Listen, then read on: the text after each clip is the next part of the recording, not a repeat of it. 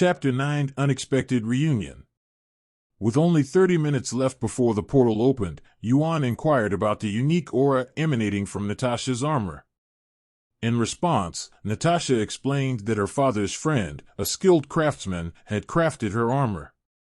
She went on to explain that it was possible to imbue equipment with Monster Essence's core, which could enhance their abilities. Yuan was amazed that it was possible and started to think about the core he had. He had an idea in mind to combine it, not in his weapon, but in his thread skill if it was possible. After that, he went to the bathroom and opened his pocket storage. He took out all 4 cores and used his thread skill to cover his hand. Yuan attempted to extract the cores, and they glowed before disappearing. Notification appeared: condition has met, thread skill awakened. Yuan surprised, then he clicked the skill option. Yuan's thread skill has become quite distinctive, with the added advantage of possessing 2 unique skills. Recognizing its usefulness, he made his way back to the portal, which was expected to open soon. Natasha addressed the other party members and announced that Yuan, who had joined them temporarily while recovering from his ki depletion, had arrived. Yuan greeted everyone politely. Yuan, the party's tanker and an emitter, introduced himself to Yuan and welcomed him. Marie, the materializer with a huge hammer, also said hello. Nana, the shy healer and specialist, greeted Yuan and introduced herself. Finally, Natasha reintroduced herself as the enhancer and welcomed Yuan to the party. As they stood at the entrance of the dungeon, a group of 7 new guild members, led by a ranker, also entered the portal. When Yuan and his team stepped through the portal, they noticed that the color of the gate had turned red. Once inside the dungeon, they were surprised to find a snowy terrain instead of the expected rocky area. The ranker addressed the group, pointing out that the red color of the gate indicated a significant change. Instead of a D or C grade dungeon, they were now in an A grade dungeon. He went on to explain that this meant they could not leave until they defeated the boss, which came as a shock to everyone. The ranker announced that he will only take his crew to accompany him on defeating the boss and requested that Yuan's team to stay put and wait for them to finish. Upon hearing this, Yuan activated his senses and suggested that they should move to the nearby forest area for the time being. Yuan asked if Yuan was sure about this, as he sensed some small beasts in the area. Yuan acknowledged the risk, but pointed out that they would freeze if they stayed there. He then took out jackets from his pocket storage and distributed them to his team before using his thread skill to cover his body while imbuing it with aura. As they proceeded through the forest, they stumbled upon a group of Bigfoot. Yuan immediately warned everyone to prepare for battle, and Natasha instructed the team to stay back while she and Yuan engaged the enemies. After defeating the first group, they were suddenly confronted by another group of Bigfoot. Natasha used her aura to sense the number of enemies and was shocked to discover that there were hundreds of them. She quickly ordered the team to stay together and instructed Yuan to use his shield to protect them. Maria was also asked to create a shield.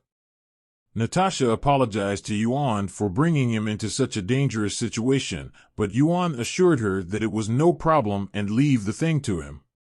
Yuan swiftly sprinted towards the forest and dispersed his threads, realizing that there was no ki consumption. He covered his body with silk and infused it with aura, causing his skin to absorb the threads and emit a dark, sharp aura. With this power, he infused all of the threads he scattered with aura and began attacking the Bigfoot without moving from his position. To defeat the remaining enemies, Yuan created a sword made of solid thread imbued with black aura. He then used his threads to move from one location to another while rapidly attacking the enemies in a blur of swift, phased movement. Yuan's teammates were astonished at what they had just witnessed. Natasha was amazed and questioned if Yuan was really that powerful. She mentioned that this was the first time she had seen a specialist fight like that. Meanwhile, Yuan noticed that Yuan's legs were bleeding and used his thread to heal the wound instantly. Additionally, Yuan collected the meat from the defeated Bigfoot and stored it in his pocket storage. He did this so that they would have food while in the dungeon, as they did not know how long they would stay there. It's already night now. Yuan take out a tent on his pocket storage. Then, that night they start to grill the meat of the Bigfoot, and everyone is enjoying the night. Then Natasha's telling the story about their world.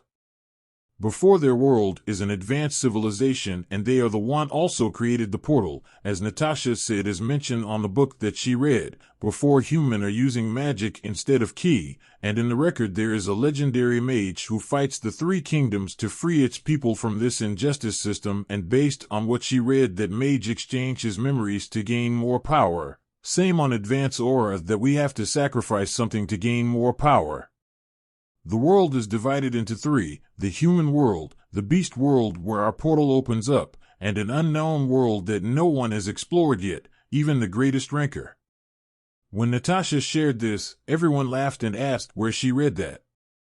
Natasha replied that it was in a storybook she borrowed to an old lady she met at the library when she was a child. The lady gave her also a necklace and said it would protect her. When Natasha went back to look for the library, she found out that the villagers had no knowledge of such a place. Marie suggested that Natasha's story could be true because only the association has access to the world map, and the existence of the Grand Line could indicate a split in the world. She also mentioned that she saw the Grand Line once and it was totally hollow and you cannot see the other side, even you a binocular, or Natasha's story might only be partially true. Marie suggested that it was getting late and that they should rest. She added that tomorrow would be another story, and they didn't know if they would survive. As morning breaks, the group finds themselves still wandering through the forested part of the dungeon when suddenly, a swarm of bears comes charging towards them. In a quick and coordinated effort, the group sets up traps to defend themselves while Yuan circles around the pack, strategizing his attack. Despite the bear's thick fur that is embedded with aura, making it challenging for the group to take them down, they persevere for 2 days until they successfully eliminate them all. While it may have been effortless for Yuan, he recognizes the need for his team to improve their skills in the process. On the other side, upon learning about the existence of a red gate, Ruby swiftly contacted the portal reception to obtain a list of all the adventurers who were currently inside. Her intuition led her to suspect that one of them might be involved. Being familiar with the portal glitch, which elevates a situation to category A or higher when the agate turns red, she noticed Yuan's name on the list as an A-class ranker. However, Ruby was not satisfied and felt there was still a 100% chance of failure. As a result, she immediately rushed to the portal entrance. Upon arriving at the portal entrance, Adam spotted Ruby and inquired about the possibility of entering the dungeon. Ruby responded by explaining that they have no control over the portal and that they have to wait and hope for their survival. Adam then asked if they could contact Yuan through the communication card, but Ruby stated that it would not work as the red portal is on a different dimension, one of 3 dimensions in the world. She further explained that the 3rd dimension is a special area where the strongest life forms reside, and it is inaccessible through the usual means. Yuan and his companions were taking a break when the person they encountered earlier appeared, loudly accusing them of being lazy while all of his companions were killed. Yuan replied that the accuser had left them earlier and refused to let them join his group, and that they too needed to survive. The accuser angrily charged towards Yuan, who quickly immobilized him with a swift attack to the back of his neck, rendering him unconscious. Yuan then brought him to a secure location. In the far distance, someone clapping his hand while saying, "It's nice to meet you again, little brat, and this time you cannot escape, and we can finish now our fight. Sorry for the late introduction, I'm Zeus," and he instructed his subordinate not to interfere in their battle. Zeus enveloped his body in a shimmering aura, infusing his claws with a potent energy known as ki. With blinding speed, he dashed towards Yuan, who responded by activating his thread and encasing his body with ki to enhance his defenses. As Zeus closed in on him, Yuan swiftly blocked his attack and countered with a powerful kick to Zeus's face. The impact created a massive explosion, sending Zeus hurtling through the air. As Zeus began to fall, Yuan summoned his thread once more, creating a sharp, needle-like pillar that shot up towards the sky. The pillar pierced through the air, aiming straight for Zeus, who was still plummeting towards the ground. As Zeus fell towards the ground, he swiftly teleported into his shadow clone, evading Yuan's attack. Yuan, undeterred, smiled and summoned a sharp pillar in the area where he had expected Zeus to teleport. Despite Zeus's attempts to avoid the attack, the pillar grazed his ears, leaving him seething with anger. With a furious roar, Zeus revealed his true form and vowed to kill Yuan once and for all. Zeus transformed into a humanoid shape, his body radiating an intense aura. He expanded his aura and teleported behind Yuan, his claws poised to strike. But just as he was about to attack, a wall of threads materialized between them, blocking his path. Suddenly, sharp spikes made of thread sprouted from Yuan's back, impaling Zeus's arms as he tried to block the attack. Recoiling from the pain, Zeus dashed back, but Yuan was quick to counterattack. Zeus hurled a spear at Yuan, but instead of dodging, Yuan caught the weapon and turned it into a sticky web, pulling Zeus towards him.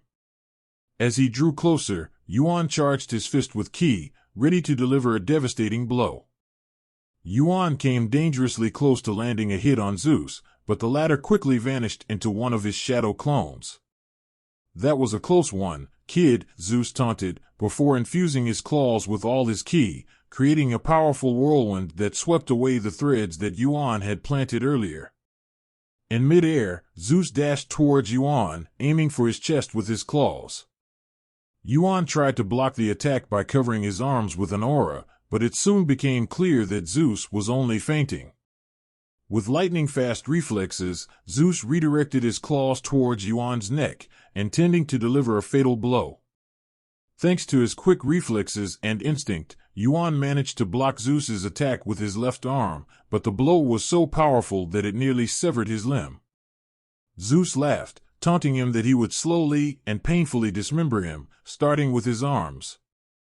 "In your dreams, pussycat," Yuan retorted defiantly, further enraging Zeus.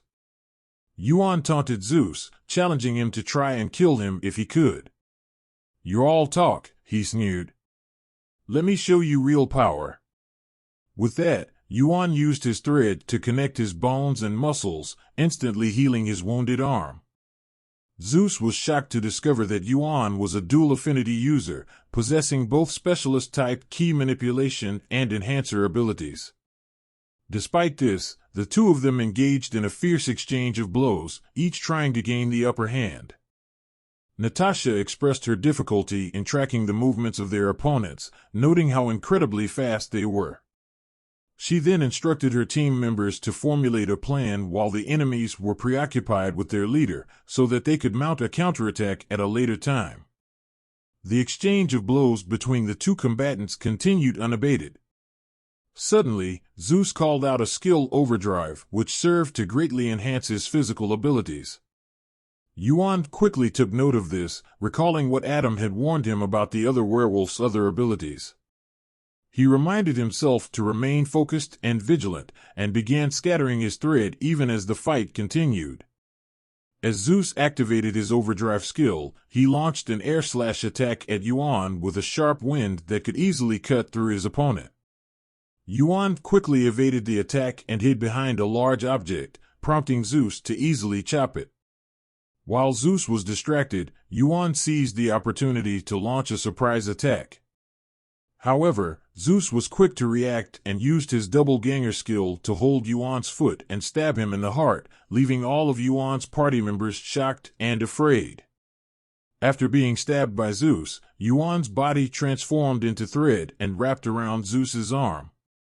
In response, Yuan unleashed a palm blast that channeled his ki into the thread, resulting in a massive explosion that blew off Zeus's right arm. Seizing the opportunity, Yuan quickly created a sword out of thread and charged towards Zeus, ready for the final showdown. In retaliation, Zeus threatened to slaughter Yuan's friends, but it only fueled Yuan's determination to take down the ruthless enemy. Despite evading Yuan's attacks, Zeus couldn't hide the pain on his face due to the loss of his right arm. As Yuan created another sword, he repeatedly slashed at Zeus' body until he delivered the final blow. However, Zeus' doppelganger appeared behind Yuan and stabbed him in the back. Fortunately, Yuan's body transformed into thread again and Zeus was caught off guard when Yuan suddenly threw a spear at him. In a panic, Zeus teleported to one of his shadows without the knowledge to Zeus. Yuan had already seen all of his shadows and had planted threads in each one of them. Yuan's plan worked perfectly as he captured Zeus in his web of threads like an insect trap. As Yuan fights Zeus and traps him in his thread, his subordinates are also caught according to his plan. Meanwhile, Yuan telepathically messages Natasha and asks Zeus how he knew they were in the dungeon.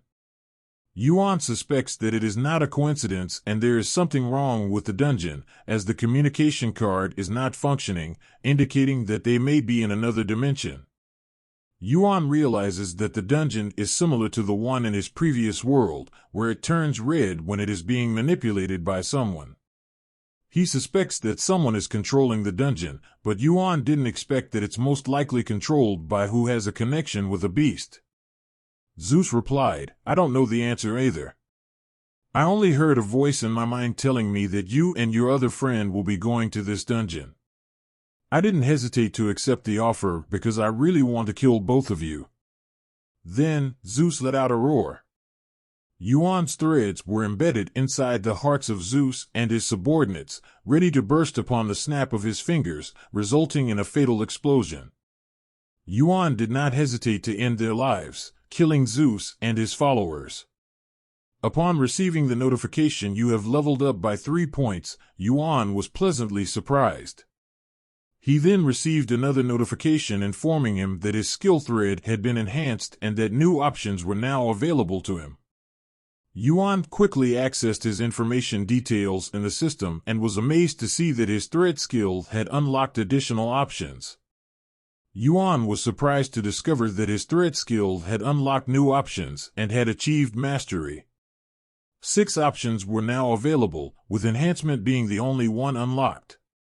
Emitter, Mind Weaver, and Elemental Weaver were still locked, but Materializer was now accessible. Additionally, he had achieved specialization in his thread skill. Yuan was surprised to realize that he could potentially master all types of key manipulation, when suddenly he heard a voice saying, "What a nice fight." This is the end of this chapter. Thank you for watching. Please do like, share, and subscribe.